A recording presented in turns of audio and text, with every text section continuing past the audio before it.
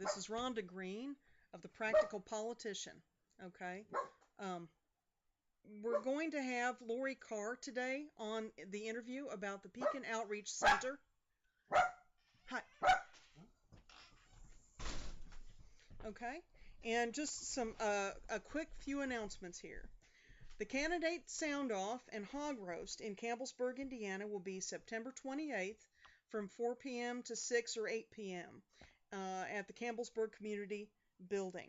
Now, the public is invited, as well as the candidates who are running for office.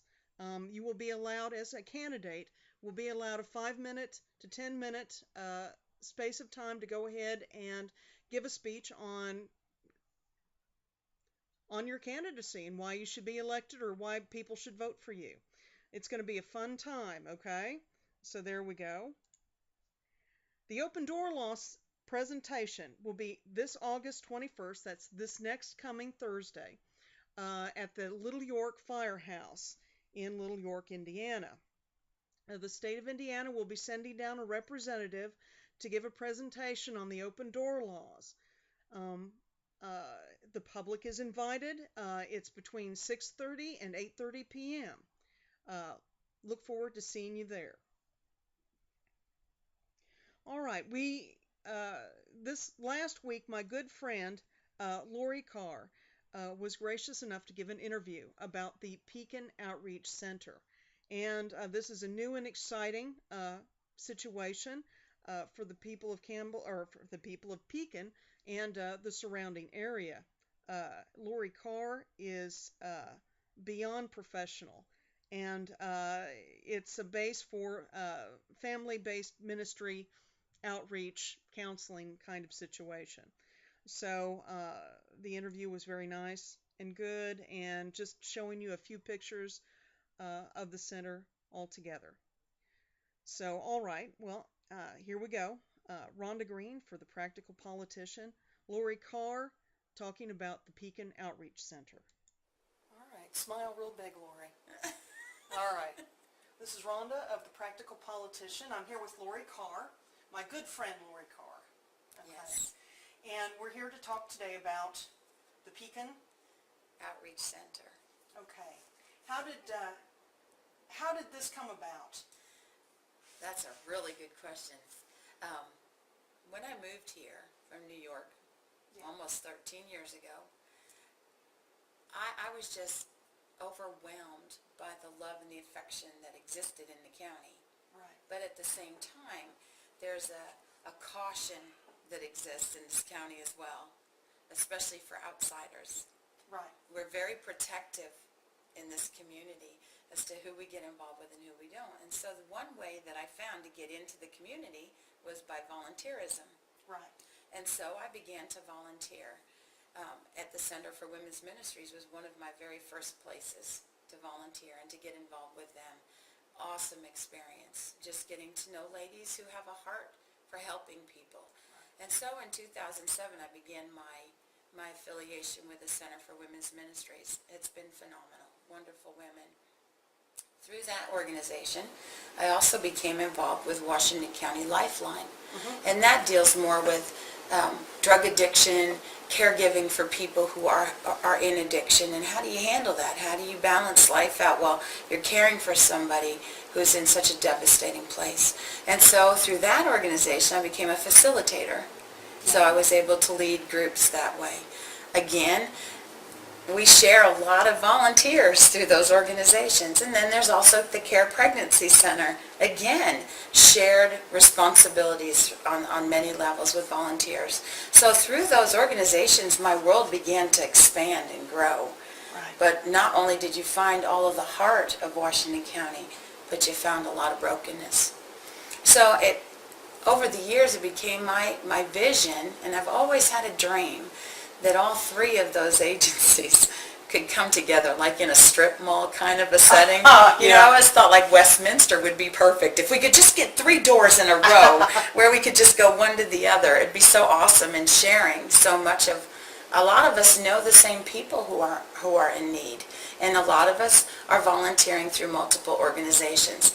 Well, obviously that's not going to happen. Everybody has their own board and their own distinct vision and mission. Right. So to bring that all together would be kind of hard.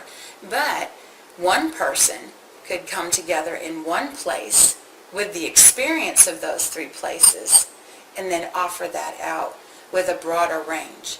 And I mean broader range by this. With Washington County Lifeline, most of the time we're dealing with either the family in addiction or the addict themselves, Right. not the entire family group.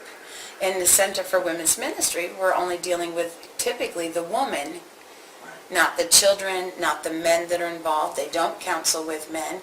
So the family is not addressed. Right. And so for me, my heart has always been to strengthen the family, because you can't fix one and then send them back into that environment and think that that one is going to have a massive effect on the group.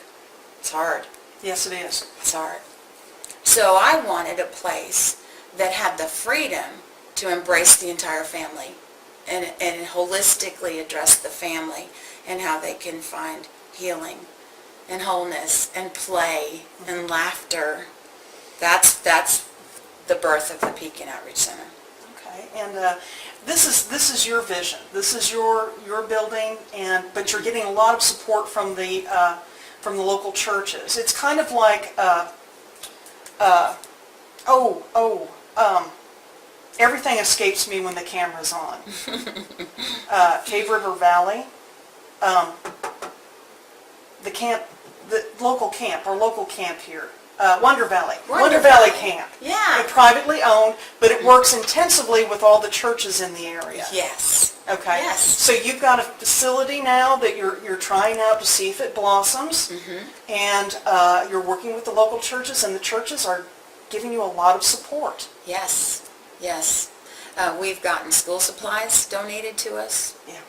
We have had an art supply center donated to us, and just volunteers from the local churches. Right. So right now we're sending our newsletter out to 13 churches Okay. right around the center, because they're the people that are going to come here first. And so we want to just build from that base and develop a foundation of strength right around the center, and then be able to broaden that as the needs are being met. Excellent. Excellent. So how long ago did you start this? June 11th. Oh, well, It's only been a little more than 2 months. Well, I've been watching you. You just never know when you creep in, when it starts and stuff. But this is a fantastic start. You've gotten so many donations, and I'm hearing a lot about you. The buzz, so to speak. Yeah. So, is anyone contacting you from outside the community? Yes. Yes, I have. Several people are calling for counseling that are coming up from New Albany and Jeffersonville. Oh, and what's your background in counseling? I have I'm a board-certified Christian counselor. Excellent. A member of the American Association of Christian Counseling. And so I've been doing that again since 2007. I went for schooling to be able to do that. So I'm not licensed, and there's a difference between certification and license. Right. I don't have to answer to the state. Okay. So being certified means I'm qualified to counsel, but again, my counsel is not secular or psychological. It is biblically based, so it's based on the Bible. Well, and that's more comfortable for a lot of the people here. Yes. Much more comfortable. Yes. It's, No medication.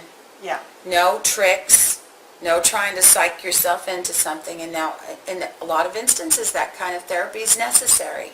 But for the general population who is just trying to manage stress and find some techniques and tools to reorient themselves to their family, then a biblical foundation is really the best thing for them. Excellent. What other things, we'll go into the counseling part of it in a little bit, but I want you to talk about the fun stuff that you've been doing. Okay? I saw a bunch of painted faces on Facebook. Yeah. Okay?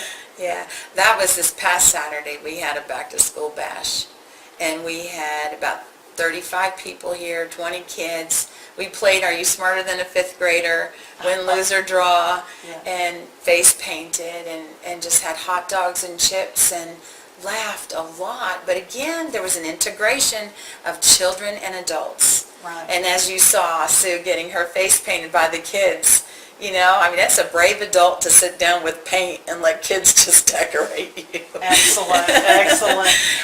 You have a lot of friends that work with you on this, or what are their names? Yes.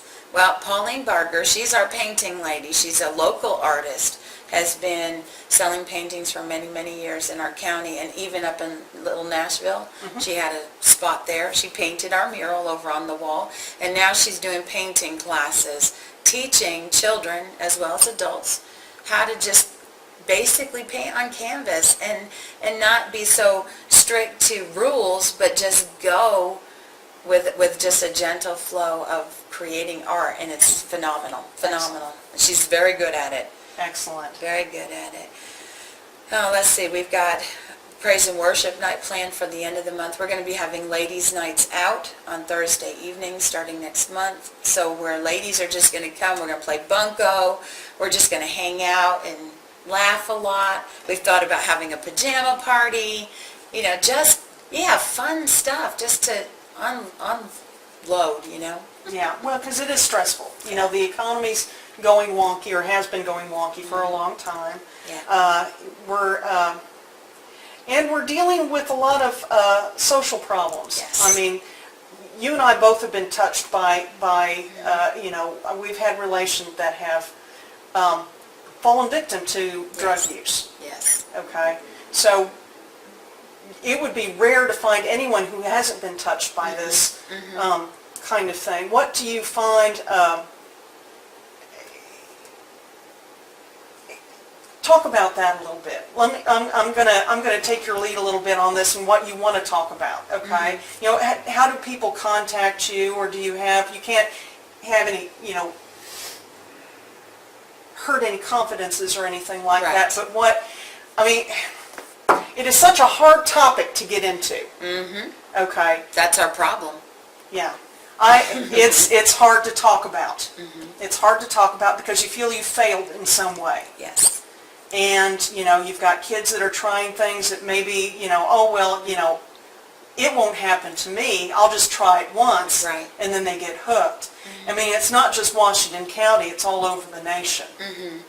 Right. And it's, you know, I don't like marijuana, but I would, if there was a choice. And many people are saying that, yeah. You know, what was the bad thing in our youth growing up now looks like candy. Yeah. Compared to what our kids are filling themselves up with now. And, I mean, even in here, even in Washington County, you see, you know, heroin, and you see meth big time, and you see pill popping and all of that kind of stuff. Do you think we're like on the beginning of this, or is this like on the... I honestly believe we're in an epidemic.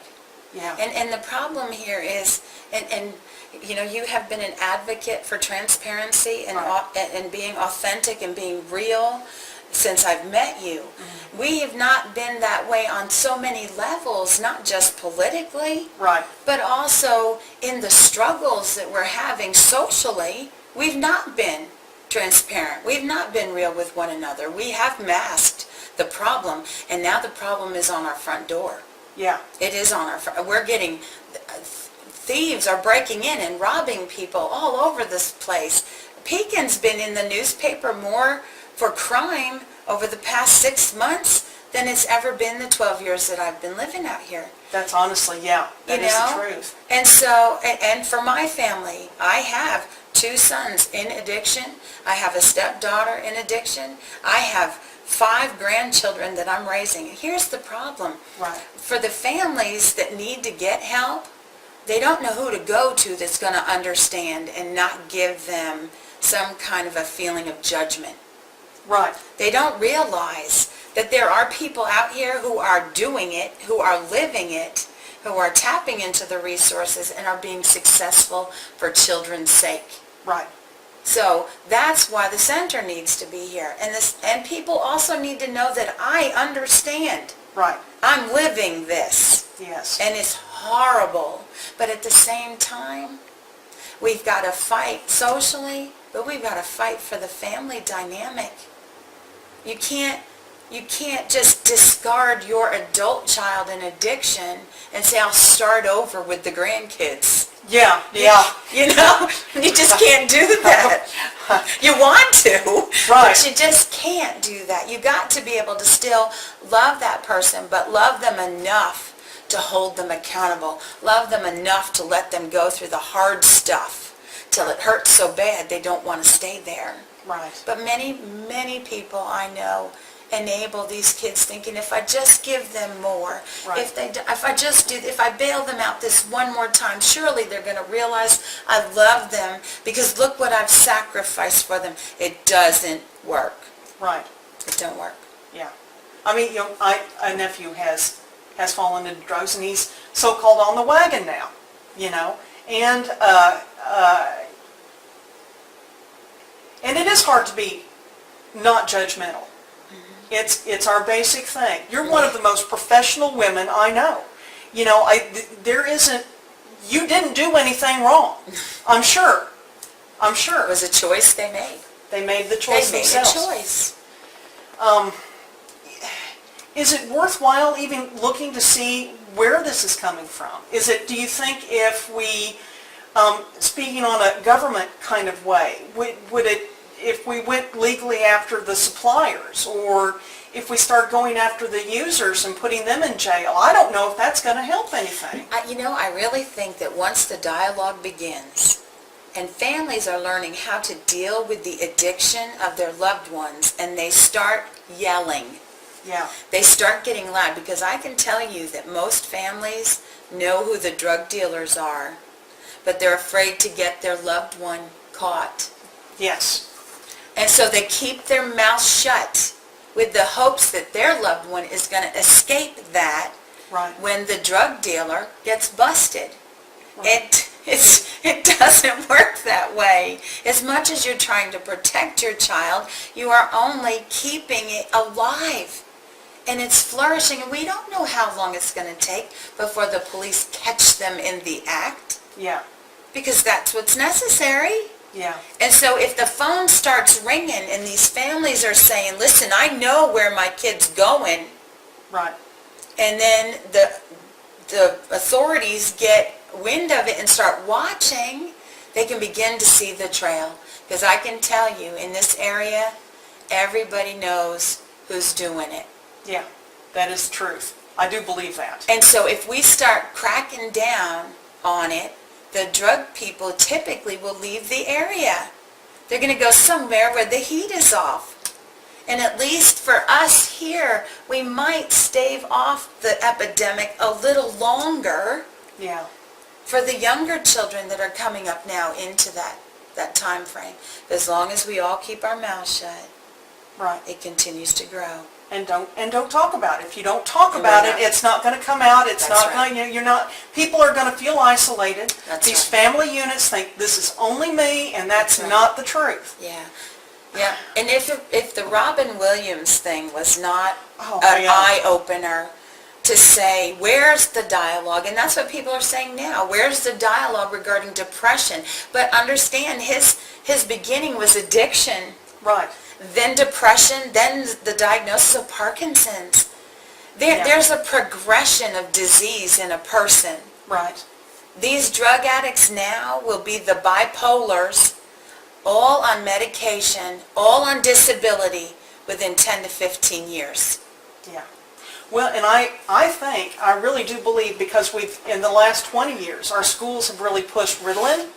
I think that has a lot to do with it too. I think you primed the kids, you know, and we pulled our kids out of school and homeschooled them, which maybe we weren't the best homeschoolers in the world, but you know, hey, there we go.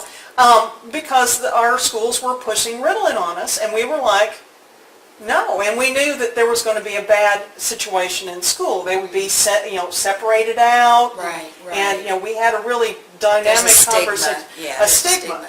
And so we pulled our kids out because of that. But not a lot of, especially 20 years ago or 15 years ago, there are not a lot of people. We paid for that. Right. And we didn't have enough about us. And most people with young children do not have the ability to go ahead and step in front of the school board and say, look, this is bad. We don't like this. You need to stop. Right. And we only had enough about us to pull our own kids out. And I regret not having gone and trying to thump. Right. We're a lot different than we were then. My kids are grown. They're not quite out of the nest, but we're pushing real hard. It's okay though. It'll be all right. Don't you want to have grandkids? Not right now. Yeah. But we've heard the Say No to Drugs campaign has been going on for years. Right. My adult children are in their 30s. Right. I remember it when it came out in the 80s and the 90s. They didn't say no. When the opiates went into the high school, that's where my youngest son began his experimentation. And where did those opiates come from? The parents' medicine closet. Right. And where did that come from? Back pain. Can't manage stress, I need a painkiller. So we began the process with the breakdown of discussion, stress management, being there for our kids. We established this. We've made this mess. Right. And now we want to tell other people that they got to fix it. Now Kentucky's made the law that come down on doctors for writing prescriptions so easily on painkillers. But now the kids have said, okay, well, you know what? Heroin is accessible. Right. They switched from the opiates, the Oxycontins and the hydrocodones, to heroin now. Because it's cheaper. It's a a lot cheaper. And readily right. involved. That's right. And it's not their mother's or their dad's drug. No. It's their own. Yeah. Their own. And okay, let me get to the brass tacks here. If you think that your child is taking drugs, what do? Do you panic and run around the house with your it's true. Okay. What are the steps that you would recommend a family to do if there was a problem? Yeah. Well, depending on the dynamic that's already been established. Right. Whether mom and dad are working 12, 15 hours a day, coming home when the kid's asleep, there is no communication. There's been a breakdown. Right. So then to approach the child and say, we need to have a talk, right away their defenses are going to be up. So they have to honestly look at what's been established up to this point now that we know there's a problem. Right. They may need mediation. They may need somebody just outside of that to sit with them and just have an honest discussion about where they're at. The next thing then would be, should it be inpatient, outpatient care? Is it enough to just have a support group type intervention? Right. Is it just education? Is it just experimental drugs, or have they been doing it for a while? Right. There's so many questions, but I think an evaluation is the best thing to do, especially if you're took off guard. The worst thing you can do is overreact. Okay. And so, basically, whether you think they are or not, too, that doesn't sound like a bad idea. Right. Kids getting into, the 14-year-olds. Especially the adolescents, Yes. especially those ones transitioning into their teen years. Those are the most, right now, this month, those are the most people that are coming through the door to see me. Right. I've seen 3 girls who have professed they want to kill themselves. After meeting with me now several times, they were just like, we just wanted somebody to listen. Right. Well, you could look at it as a checkup. Yeah. When they reach like 13 or 14, Yeah. and just say, look, we're going to go to the minister. Doesn't necessarily have to be here. Yeah. You can go to the minister. You can go to a family friend even. It just sit down and say, okay, this is our mediation checkup. Yeah. And sit down and just, The nice talk. thing about this place is it is so non-threatening. Right. The mom could say, you know what, I just want to go hang out there a little bit. I want to talk with Laurie for a little while. While the mom is talking with me, my daughter Jessie, who's here with me most often, Right. she plays games with the people who are waiting. Right. And so how easy is it to get a child into discussion when you're playing a board game? Right. You play a game with them and you just say, hey, so how's school? You just develop a real simple conversation. And kids are so willing to share Right. You know, so it's just very non-threatening. So a child doesn't even have to know, or a teenager, that they're coming here to get evaluated or checked out. Right. They can just think, hey, mom's needing to talk to so-and-so, or, you know, and they're just playing, they're just hanging out and having a good time. Well, and you know, the moms need help. Moms and dads need help too. Yeah. This is like, you know, filling your tank up with gas or something like that. Just think of it as, you know, here's the evaluation and here we go. I mean, you know, and if there's a problem or there might be, because, you know, relief is a wonderful thing. Yeah. And see, then I can refer out. If it's something that talk therapy is not going to do, or play therapy is not going to do, or biblical intervention, you know, giving them some counsel through Scripture. Right. If that's not going to work and there's a need for something more, then I can just refer them on out to somewhere else to get that deeper, more intensive care that they maybe would need. But sometimes it's just a matter of, where are we at? Right. You know, what's going on? Is this something fixable, or are we really lost? Right. And once you say, no, you guys are normal. This is normal. It's like, whew. Yeah. You know, then it's like, okay, we can do this. Right, yeah. That really is, it's a thing though too, you know, people feel isolated and think it doesn't happen to anybody else. Yeah. I don't care if you wear rags to work or school or whatever, or you wear the best suit. That's right. You know, it's underneath that can be a problem. It's relational. Yeah, Right. It's relational for all of us. It's hard in relationship. Yes. On every level. Yes. Because we've all got our own needs, you know, so.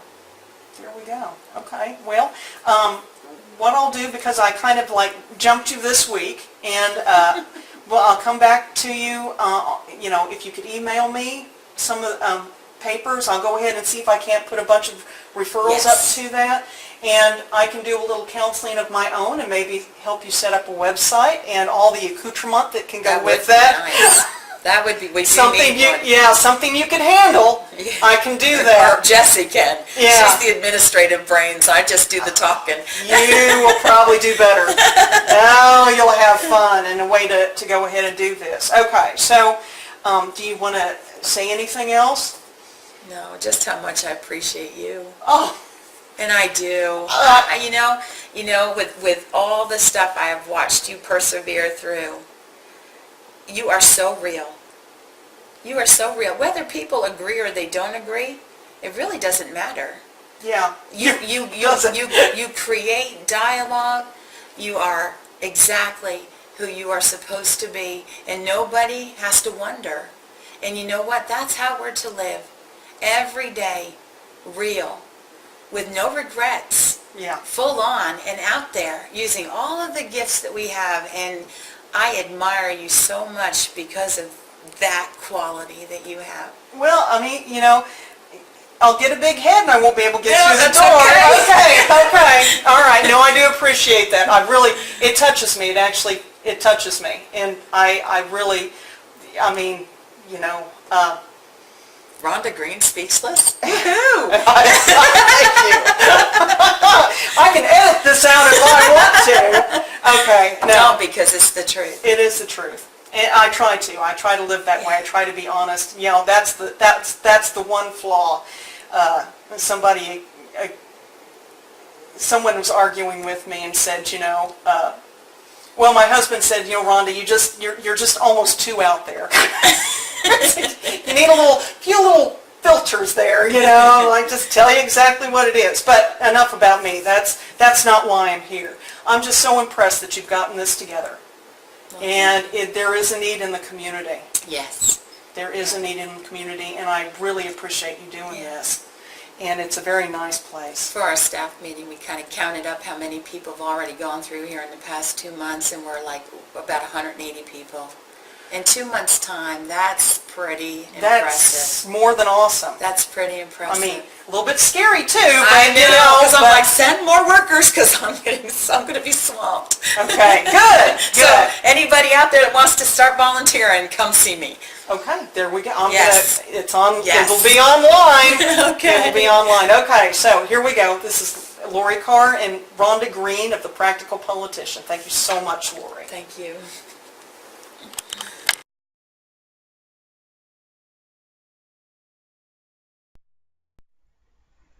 All right, always a joy with Laurie Carr. Thank you so much. This has been The Practical Politician with Rhonda Green. See you next Sunday.